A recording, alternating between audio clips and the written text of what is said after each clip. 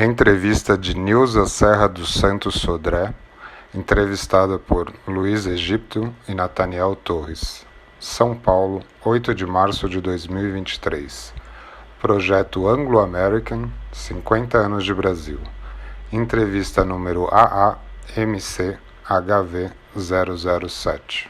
Nilza Serra dos Santos Sodré, 12/6/1982, Anglo-American. Local do seu nascimento? Niquelândia, Goiás. O nome dos seus pais, Nilza, por favor. José Soares dos Santos Filhos, Maria Serra da Silva. E qual é a atividade do seu pai? Meu pai era lavrador. Aonde? Niquelândia. Proprietário? Não, era funcionário. E a sua mãe? Minha mãe era cozinheira. Seu pai trabalhava em um sítio, fazenda, uma empresa? Como é que era a história da atividade dele? Sim, o meu pai, ele trabalhava para um senhor, dono de uma fazenda, né?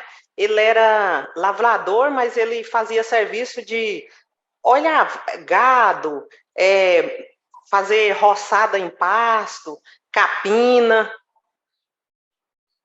Era uma espécie de capataz, não? Não, era estilo vaqueiro. Sei, sei. E vocês viviam na fazenda, fora da fazenda? Como é que era? Sim, era na fazenda. A gente era pequenos, né, na época, e o meu pai trabalhava nesta fazenda e morava lá com a minha mãe e nós também. Você conheceu seus avós? Só de parte de mãe. Por parte de pai eu não conheci nenhum. Você sabe o nome deles? Sim, o meu avô, que é meu avô materno, é Silvério Guedes da Silva. E a minha avó é Fulozina Serra da Silva. Esses são os pais da minha mãe. Sim. E os pais do seu pai? O meu pai, ele veio da Bahia e aí foram assim, ele foi encontrado na rodoviária de Anápolis, o patrão dele era de Anápolis. E ele foi encontrado lá na rodoviária procurando emprego, que disse que naquela época era muito normal dos jovens ir para a rodoviária de Anápolis procurar emprego. E isso ele ficou sabendo naquela época, assim ele contava a história para nós. E ele veio da Bahia e parou em Anápolis à procura de emprego. Aí passou um senhor em uma caminhonete e falou: Olha, eu estou empregando gente, quem quiser ir trabalhar comigo, vamos. E aí ele veio da Bahia até Anápolis, e de Anápolis ele prosseguiu nessa caminhonete, mas o patrão dele, para a fazenda, região de Horto Aranha, lá onde ele conheceu a minha mãe. E ele nunca mais voltou na terra dos familiares dele. Aí, devido a isso, eu não conheço nenhum dos familiares dele. Ele faleceu com 57 anos. Nós ainda estava um pouco assim, meio pequeno, não tinha muita informação de nada para poder ajudar ele a voltar na terra dele para conhecer as famílias, né? E aí chegou o fim que ele faleceu e a gente não conhece ninguém do lado dele. Sim. E do lado da sua mãe, você tem histórias dos seus avós maternos? Eles eram da região, migraram? Sim, não, meus avós materno era tudo ali da região do Horto-Aranha, próximo do reflorestamento da Anglo-América. Aí, o que eu sei dos meus avós, que eles se conheceram ali mesmo. E ali tem a família deles, né? Tudo daquela região mesmo. E vocês são quantos irmãos? Você tem irmãos? Tenho, nós somos 5. E onde você se coloca nessa escadinha?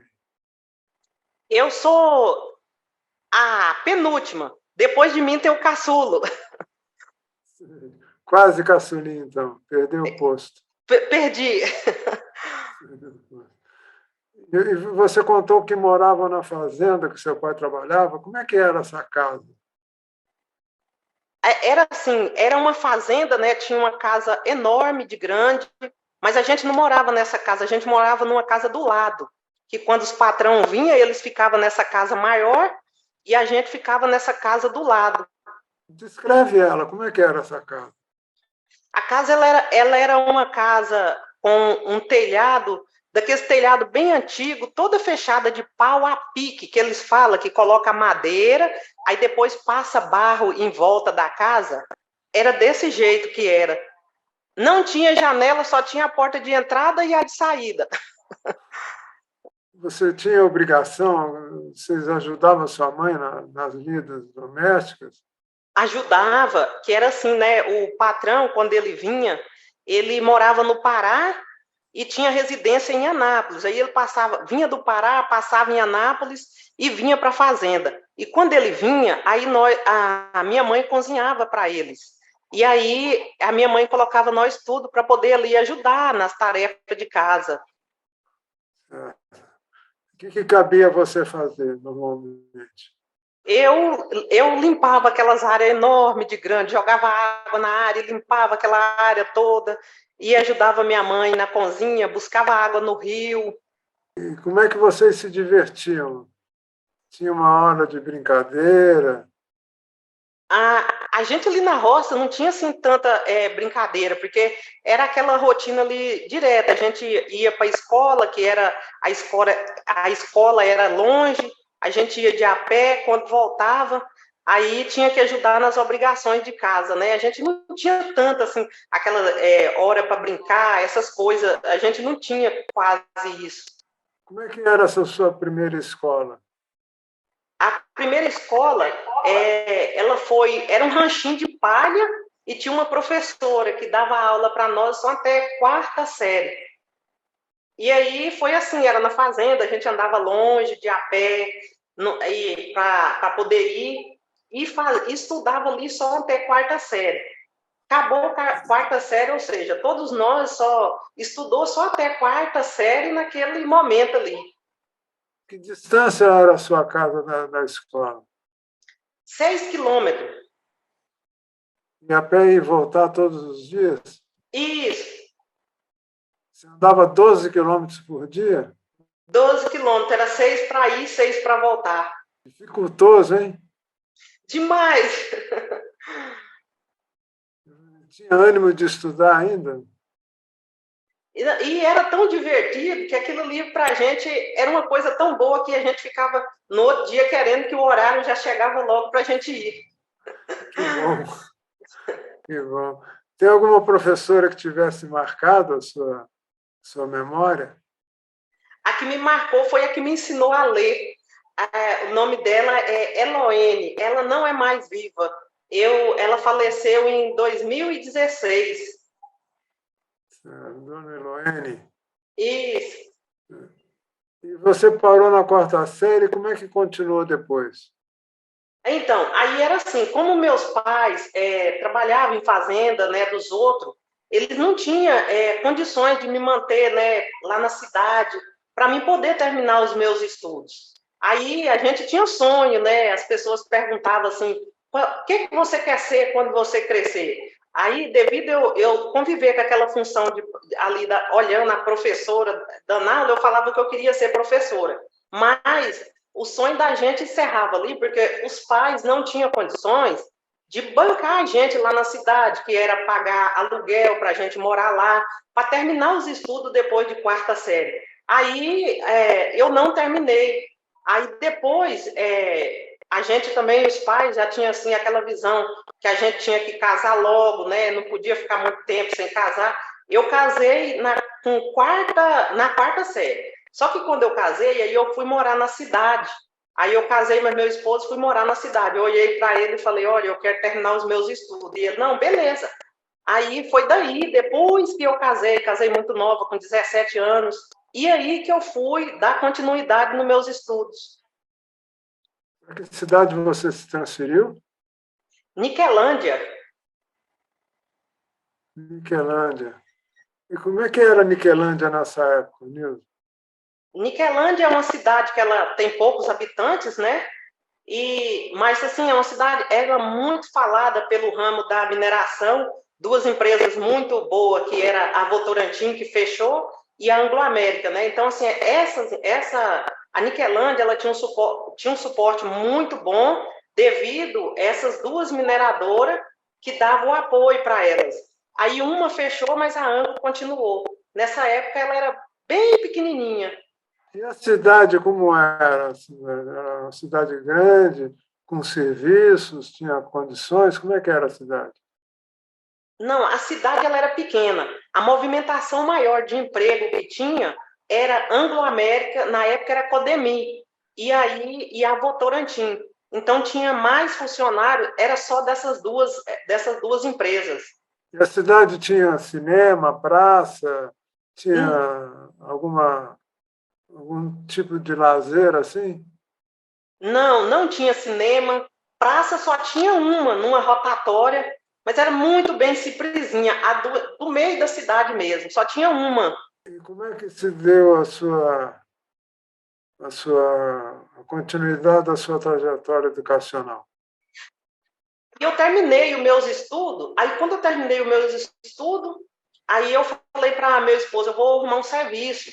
Aí eu fui, arrumei um serviço de doméstica, aí depois eu vi falando que precisava de uma cozinheira, numa empreiteira que prestava serviço para a Codemi na época. Aí eu fui lá pedir emprego. Aí eu consegui o meu primeiro emprego de carteira assinada como cozinheira. E essa empresa que eu trabalhava nela era a Serviflora. Ela prestava serviço para Codemi na época. E eu entrei como auxiliar de cozinheira. Só que eu não lidava com. Nasci na roça, criei na roça, mas não lidava com o jeito de cozinha, essas coisas, eu gostava mais de limpeza. Aí o dono da firma olhou para mim e falou assim: ah, você na cozinha não é boa, não, você é boa para limpeza, vai ficar só na limpeza. Aí me colocou para fazer limpeza no escritório da Codemi. Aí eu trabalhava na Serviflora e trabalhava de faxineira no escritório da Codemi na época. Você estava contando um pouco como era a Niquelândia, mas um pouquinho antes você falou que a sua família é de Horto Aranha, né? A família da sua mãe.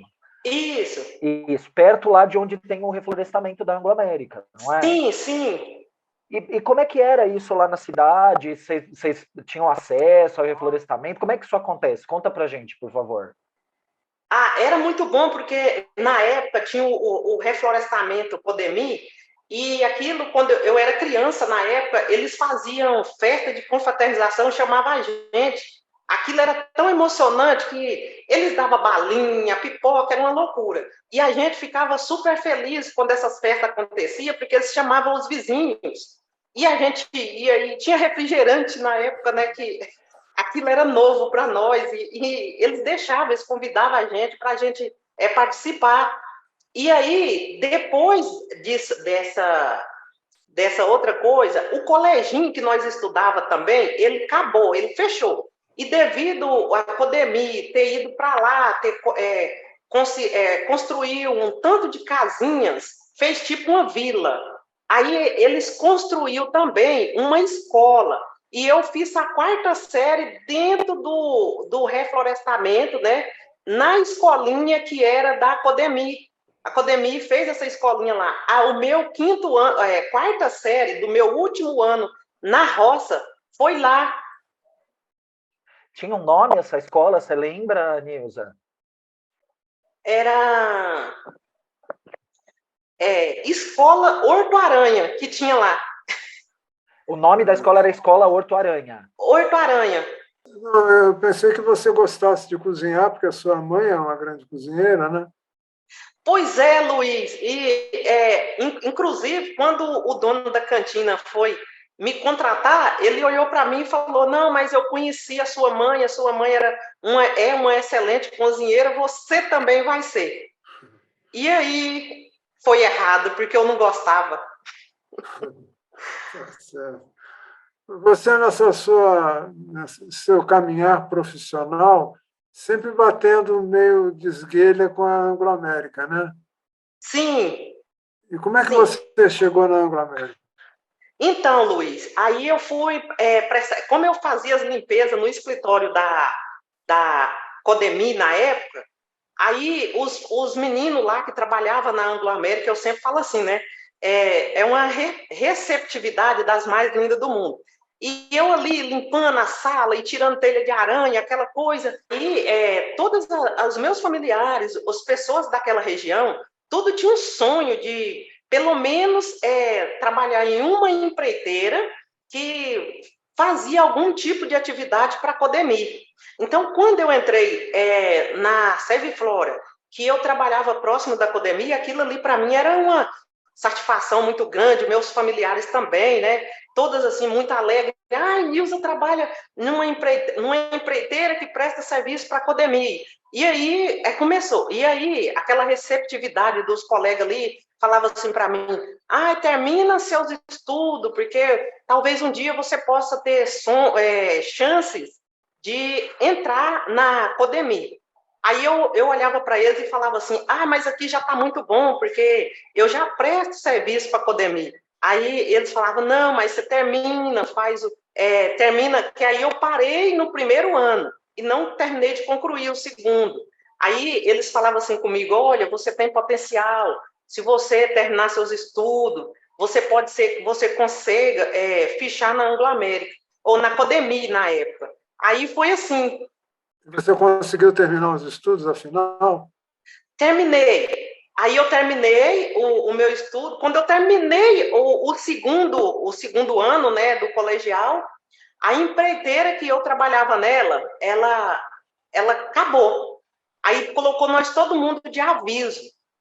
Aí foi aquela tristeza danada, e vamos ficar desempregados, e aquela tristeza. E quando estava quase no finalzinho do meu aviso, o engenheiro na época, que era o senhor Fardim, falou assim: olha, a gente vamos contratar você. Aí eu não acredito, e fiz aquela maior, chega, chorei de tanta alegria, falei: não acredito. E ele falou: olha, a gente vamos pegar 30 funcionários da Serviflora e no meio dos 30 vamos contratar você. Aquilo para mim foi como que ganhar na Mega Sena, aquela alegria maior do mundo. Aí foi aí que deu o início de eu fichar na Codemir. O nome dele é Antônio Elias Fardim. Era um engenheiro na época, e ele falou comigo assim: olha, a empresa acabou e a gente vamos contratar 30 funcionários da empresa que você trabalha. E no meio dos 30 a gente vamos contratar você também. Aí foi o seu grande prêmio. Nossa, eu cheguei em casa sorrindo, abraçando minha mãe, aquela maior alegria: eu vou fichar na Codemir, eu vou fichar. Deixa eu aproveitar e te perguntar, quando aconteceu, né, de você ser registrada, aí você foi para a empresa com qual cargo? Como é que foi? Auxiliar de serviços gerais. E aí teve um salto de auxiliar, depois o que aconteceu? Deixa o Luiz perguntar, mas o que aconteceu? Aí lá, como eu falei, né, da hospitalidade, as pessoas da Codemir são pessoas abençoadas, né, pessoas que sempre assim orientam a gente: vai estudar, você terminou o seu colegial, agora vai fazer um curso técnico. Aí faz um curso técnico, porque a Codemir, ela dá oportunidade de crescimento. Aí a gente, como se diz, né, os horizontes da gente se abrem, né? E aí eu fiz o meu primeiro curso técnico, que foi Segurança no Trabalho. E depois quais eram as suas responsabilidades na Codemir? Então, eu continuava com a mesma função, como auxiliar de serviços gerais. Aí eu fiz o curso técnico de segurança no trabalho. Aí esse mesmo engenheiro conseguiu para mim o estágio de segurança na usina, que ficava mais ou menos uns 90 quilômetros de lá do reflorestamento, onde eu trabalhava, para a usina, que é onde eu trabalho hoje. Aí consegui o estágio. Aí eu estagiei durante 6 meses. Aí, durante esses 6 meses, eu retornei para trás para fazer o mesmo serviço que eu fazia. Aí surgiu uma oportunidade, a Adelita era engenheira do setor lá da usina, e aí ela me ligou e falou assim: olha, a gente está colocando mulher no processo, a gente gostaria de saber se você quer participar de um processo seletivo. Eu nem sabia o que era. E eu falei, eu quero, pode colocar meu nome. Aí ela falou, é para operar máquinas pesadas. Aí foi assim. Você esperava isso? Nunca! Nem imaginava. Como é que bateu esse desafio na sua cabeça? Quando eles me deram a oportunidade, né, e falou, vem para operar a máquina, aí eu fui, fiz a provinha, aí eu passei na prova, na entrevista, e fui para operar a máquina. Mas como lá eu era auxiliar de serviços gerais, e mexia com limpeza de escritório, aí quando colocou eu naquela máquina toda grandona lá, que eu entrei, eu falei, Jesus, eu não estou no lugar certo, eu tenho que voltar para o rodo, porque isso aqui eu não dou conta de operar, não. Só que aí eles, assim, me deu um treinamento maravilhoso, tudo por conta da empresa, né? Pessoas que já operavam os equipamentos e que me deu treinamento, e aí me incentivou, me orientou, e aí eu fui, aí cresceu aquela vontade de operar mais equipamentos, dominar os equipamentos, aí para mim foi tudo excelente, maravilhoso. E que tipo de máquina você operou pela primeira vez? Pá carregadeira. Não é uma fora de estrada, não, né? Não. Você se deu bem logo no princípio. Como é que foi esse primeiro contato? Quando você se viu sozinho ao volante de uma máquina? Foi assim, eu senti assim, muita responsabilidade, eu olhava assim para mim, para os lados, falava, será que é eu mesmo? Mas assim, no começo eu fiquei com certo medo, só que depois, quando eu aprendi a dominar, aí aquilo ali me encheu de adrenalina, de motivação, e eu fui embora. Na pá carregadeira você passou para quê? Para trator de esteira. Foi aumentando o volume, o tamanho das máquinas? Aí os tamanhos, né, a diferença de operar um tipo de equipamento. Aí, na época, o senhor que me treinava, ele era operador de máquinas. Hoje ele é supervisor, e é o meu supervisor também do transporte. E aí ele foi sempre assim, me orientava, me motivava e falava, terminou de aprender de operar esse, com segurança, passa para o outro. E aí foi aumentando a minha vontade, a força de vontade de treinar em todos os equipamentos. E aí foi assim, aí do trator eu passei a operar uma garra hidráulica também. Da garra hidráulica eu passei para operar caminhão. Do caminhão mulk e, por último, guindaste. O que é garra hidráulica? Garra hidráulica é uma máquina igual a pá carregadeira, só que ela tem uma lança que ela descarrega madeira, uma pinça que ela pega madeira e descarrega. Ela é parecida com a pá carregadeira, só que em vez dela ter a concha, ela tem uma garra que pega a madeira. E a função da operação dessa máquina é juntar madeira para levar para os fornos? Descarregamento de madeira e alimentação de mesa. Traduz isso para o leigo. Sim. Não, explica direito o que quer dizer isso, que a gente não entende o que é carregar para a mesa, o que significa isso. Tá bom. É porque, assim, as madeiras, elas chegam em uma carreta. As madeiras é picada lá no reflorestamento Horto-Aranha, e aí a gente descarrega ela aqui usando esse equipamento, que chama garra hidráulica. Aí a minha função lá é descarregar essas madeiras que chegam das carretas, colocar num box de madeira, que é um local projetado para colocar as madeiras, e depois disso eu pegar as madeiras e alimentar uma mesa, que é uma mesa do picador, que essas madeiras elas são trituradas para ir para fornos. Tem um volume grande diário de madeira? Tem. No mínimo 12 a 14 carreta dessas de madeira por dia. O que faz a Codemin? O que a usina produz? Como é que ela opera? A Codemia ela produz minério de ferro-níquel. O material é retirado de solo, né, com a ajuda de trator de esteira, escavadeira hidráulica e é transportada para a nossa usina. Aí aqui a gente recebe o material, esse material ele é britado, né, e encaminhado para fornos. Dali faz uma brendagem dele com o cavaco, que é essas madeiras que eu falei que é triturada, né, e vai para fornos. E lá faz todo o processo lá e vira o ferro-níquel. Você opera todos esses maquinários, desde da mina até a usina? Sim. Atualmente você está operando o quê? Pá carregadeira e a pinha que eu falei, né, que é a garra hidráulica e caminhão. Então você joga nas 11? Sim. Eita. Me conta como é que é essa relação de trabalho. Afinal de contas, você está num ambiente eminentemente masculino. De repente tem uma mulher operando um maquinário desse porte. Como é que isso foi no início, nos primeiros momentos, e como é que isso se desdobrou? Assim, então, no início só tinha homens, né? Aí, quando eles foram inserir mulher na operação, eu sou a segunda. Tinha uma outra primeira e eu sou a segunda mulher, né, na operação de máquinas pesadas aqui na Anglo-América.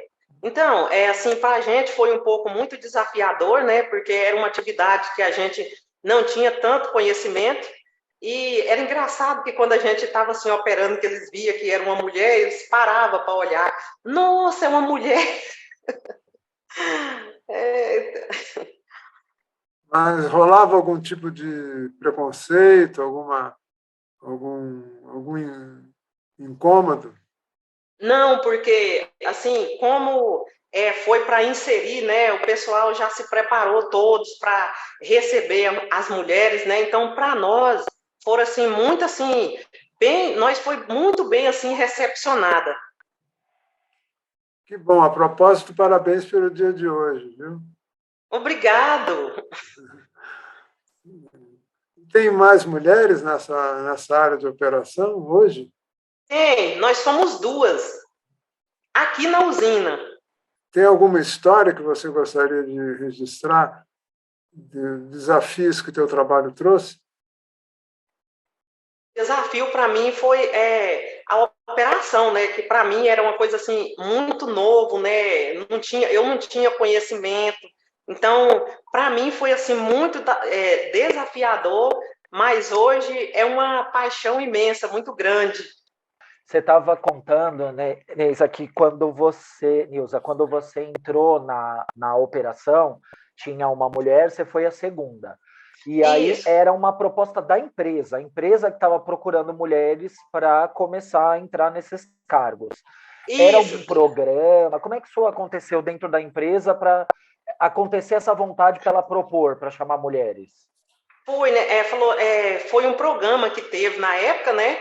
De colocar mulheres onde homens atuam. E aí eu fui a segunda. Tinha um nome esse programa, Nilza, você lembra o nome do programa? Olha, o nome eu não lembro, eu só me lembro assim, que falou assim da inserção de mulher em todas as áreas. E na área de operação era uma que ia ser a primeira a colocar mulher. Isso foi mais ou menos que época, que período? Você lembra, Nilza? Deixa eu ver, há 12 anos atrás. Como é que é o seu dia a dia no trabalho hoje? Você chega a que horas? Embarca na máquina? Sim, Fica então, quanto tempo? eu trabalhava de turno. Eu trabalhava no turno, era 3 por 3. Aí depois mudou o turno, ficou 4 por 4. Ou seja, eu trabalhava 2 dias de dia, 2 noites e folgava 4 dias. E a minha jornada de trabalho, eu chegava na empresa por 7 horas da manhã, já iniciava a minha atividade e parava às 7 da noite. 2 dias desse jeito.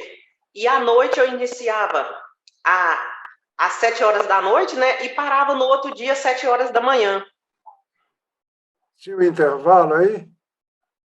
Tinha intervalo de janta, né? Intervalo de lanche. Trabalhando 24 por 24, Sim, você ia folgar quanto tempo mesmo? 4 dias? 4 dias. Você continua trabalhando de turno assim? Não, aí agora, recentemente, eu saí do turno. Aí o meu supervisor chamou para trabalhar junto com ele no ADM, aí eu saí do turno para vir para administrativo. ADM administrativo? Sim, Então você mudou de função? não, faz as mesmas coisas, só porque dando apoio ao meu supervisor. Ajudar ele no dia a dia, como levar pessoas para campo, ajudar nas coisas, como descrever livro de 5 minutos, revezamento na hora de almoço. Você continua operando máquinas e fazendo mais essas tarefas administrativas, é isso? Sim, Qual foi o seu principal desafio a sair do campo e trabalhar nessa área de apoio?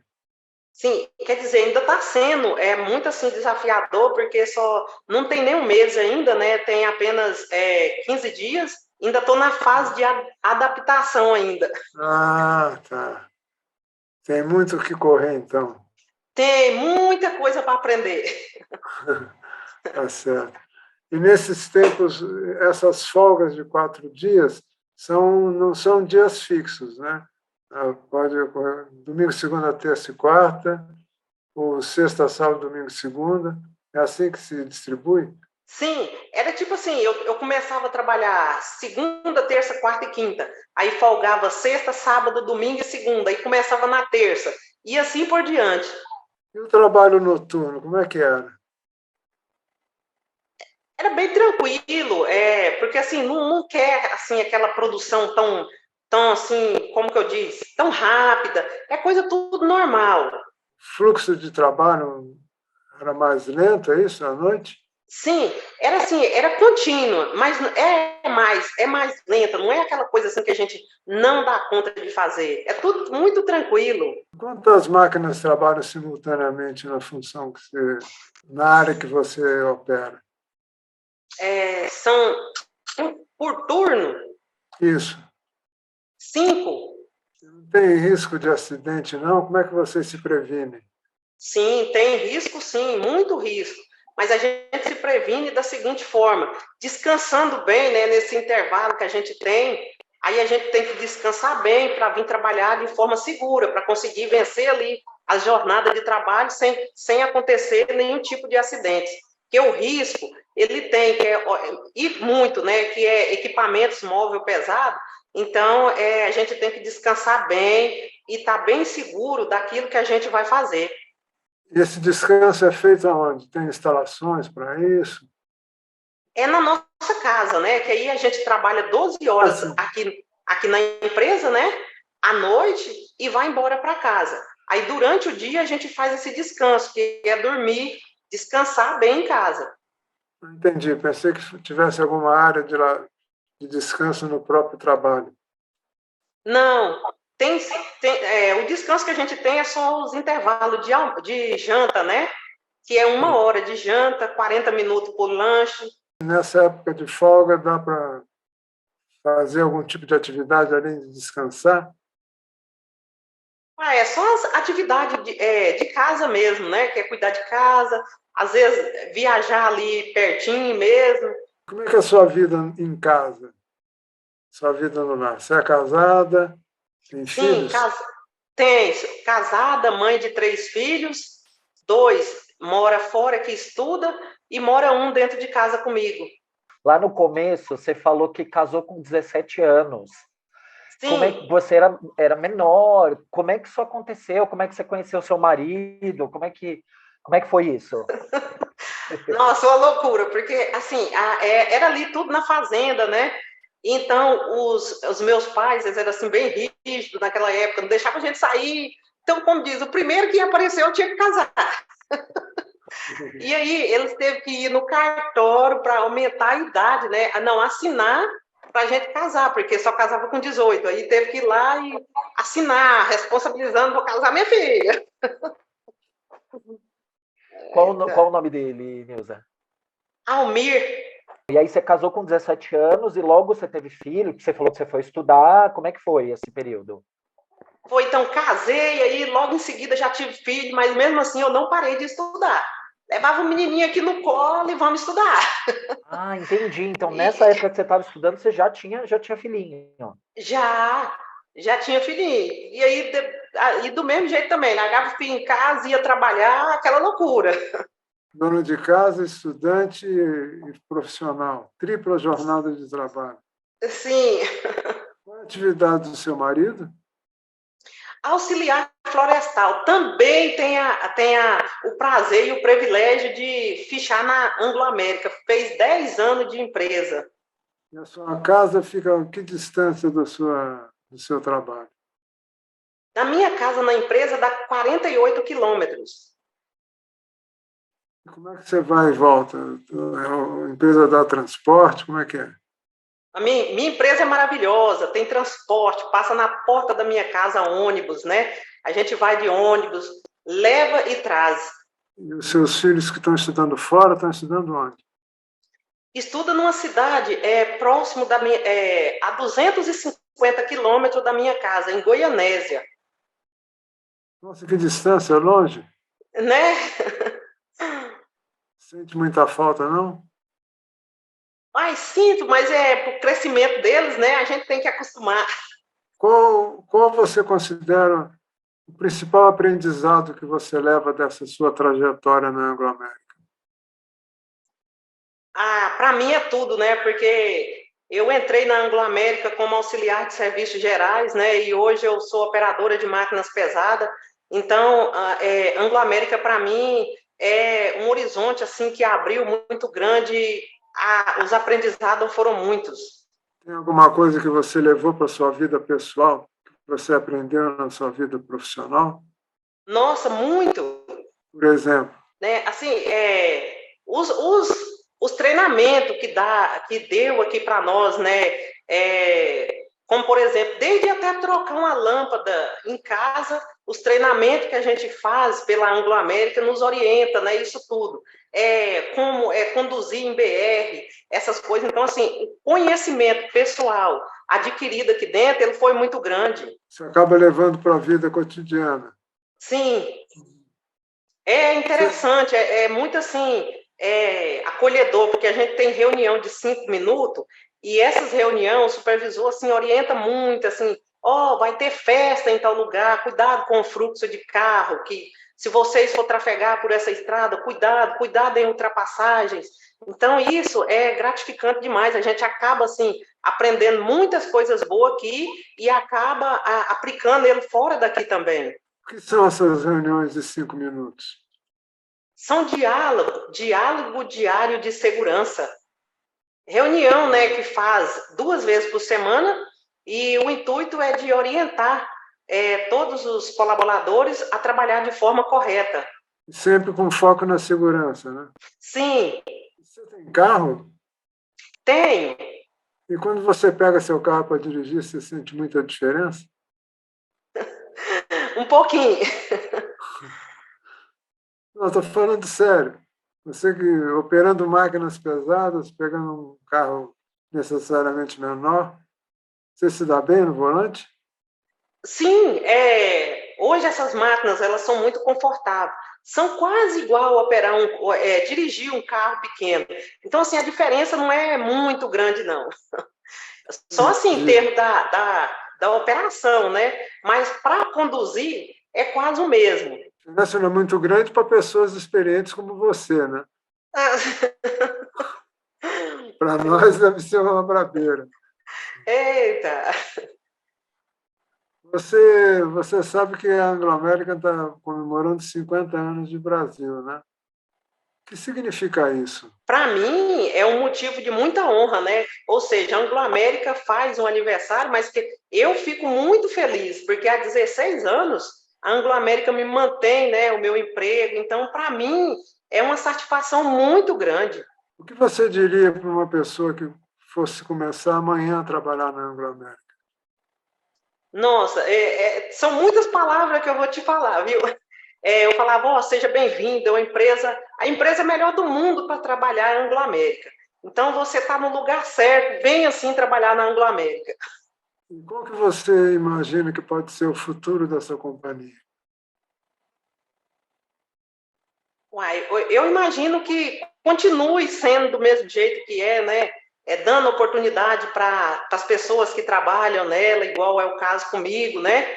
E eu peço a Deus que ela dura muitos e muitos anos. Como é que você se sentiu dando essa entrevista para nós? Uai, eu senti bem, confortável. É muito bom te ouvir e aprender com você. Obrigado. Para terminar, Nilson, quais são os seus sonhos? Olha, os sonhos são muitos, né? Eu tenho sonho de ver meus filhos todos formados, né? Também um dia poder ver meus filhos também trabalhando na Anglo América, porque num local tão bom igual esse, a gente quer trazer todo mundo, né? A família inteira.